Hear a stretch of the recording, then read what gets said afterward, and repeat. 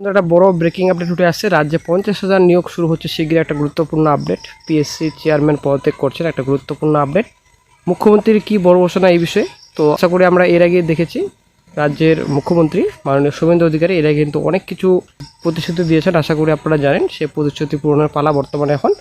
তো এর আগে নিয়োগে কিছু অসঙ্গতি রয়েছে, এটা আশা করি আমরা জানি। ঠিক আছে, কিছু কিছু রিক্রুটমেন্ট কমিশনের রয়েছে, অ্যাকচুয়ালি পিএসসি রয়েছে, অনেক কিছু অবৈধ নিয়োগ হয়েছে, সেটা আমরা জানি। ঠিক আছে, যদিও এই বিষয়ে পেপার পত্রিকায় সম্পূর্ণ ডিটেলসও বলা হয়েছে, শুধুমাত্র এই চ্যানেল থেকে বলা হচ্ছে এটা নয়।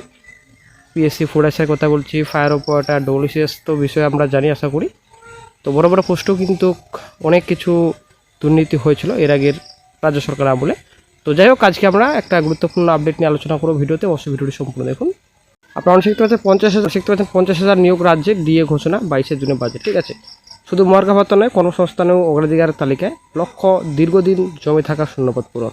আগামী ডিসেম্বরের মধ্যেই, অ্যাকচুয়ালি এই বছরের মধ্যে, ঠিক আছে, এই বছরেই রাজ্য সরকার চাকরিতে 50,000 নিয়োগ সুনিশ্চিত করতে চলেছে শুভেন্দু অধিকারী সরকার। ঠিক আছে, তো আগামী 5 জুনের মধ্যে প্রকাশ করা হবে নয়া নিয়োগ নিয়োগ নীতি। খুব শীঘ্রই বিভিন্ন সরকারি পদে নিয়োগ সংক্রান্ত বিজ্ঞপ্তি জারি করা হবে। তো সোমবার নবান্নে 4টি রাজ্য সরকারি কর্মচারী সংগঠনের প্রতিনিধিদের সঙ্গে মহার্ঘ ভাতা সংক্রান্ত বৈঠকে কথা জানিয়েছেন মুখ্যমন্ত্রী স্বয়ং। ঠিক আছে, তো ডিএ নিয়ে কিন্তু কোনো রকম নিরাশ করেননি, এখানে পরিষ্কার বলা হয়েছে। তো আমরা মেন পয়েন্টে চলে আসছি, আমাদের যে মেন পয়েন্ট দরকার। তো এখানে অস্থায়ী কর্মীদের স্থায়ীকরণ নিয়ে কিন্তু অবশ্য একটা সিদ্ধান্ত যদিও জানানো হয়নি এই বিষয়ে এই বৈঠকে।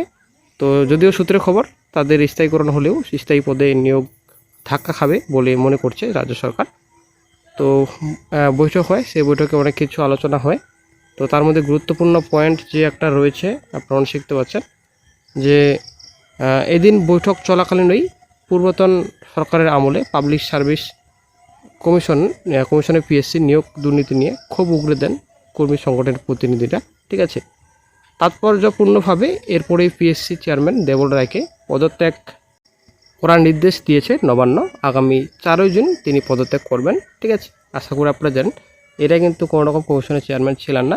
তো বর্তমানে এখন কমিশন থেকে আবারও চেয়ারম্যান যাচ্ছে, তো আবারও হয়তো নতুন চেয়ারম্যান বসবেন। কমিশনের একটা গুরুত্বপূর্ণ আপডেট। তো পিএসসিতে এবার হয়তো স্বচ্ছ নিয়োগ হবে। তো এর আগে চেয়ারম্যান কে ছিল আশা করি আমরা জানি। তো বিশেষ করে এই যে পিএসসির এর আগে পরীক্ষা হয়েছিল, অ্যাকচুয়ালি রিক্রুটমেন্ট প্রসেস কমপ্লিট হয়ে গেছে। তো সবার ওএমআর প্রকাশ করা উচিত। ঠিক আছে, সবার ওএমআর প্রকাশ করা উচিত।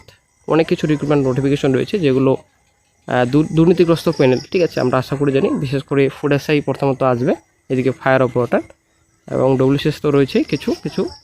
তো বিশেষ করে ওএমআর সিট প্রকাশিত করা উচিত সবার। তো এই বিষয়ে সবার মতামত অবশ্যই কমেন্ট বক্সে জানাবেন। তো যেমনটা আমরা দেখেছি এসএসসির তরফ থেকে, actually WBSSC school service commission মাধ্যমে সিডি পোস্টেড 2016 সালে ওএমআর সিট প্রকাশিত করা হয়েছে। যদিও কোর্টের চাপে, অ্যাকচুয়ালি নতুন রাজ্য সরকার বসার পরেই কিন্তু এরকম বড় সিদ্ধান্ত। তো এর আগে যে রিক্রুটমেন্ট পঞ্চায়েতও রয়েছে, ঠিক আছে, অ্যাকচুয়ালি ওএমআর প্রকাশ করলেই সব সমস্যার সমাধান হয়ে যাবে আমার যতদূর মনে হয়। বাকি এখন রাজ্য সরকারের ব্যাপার কী হবে।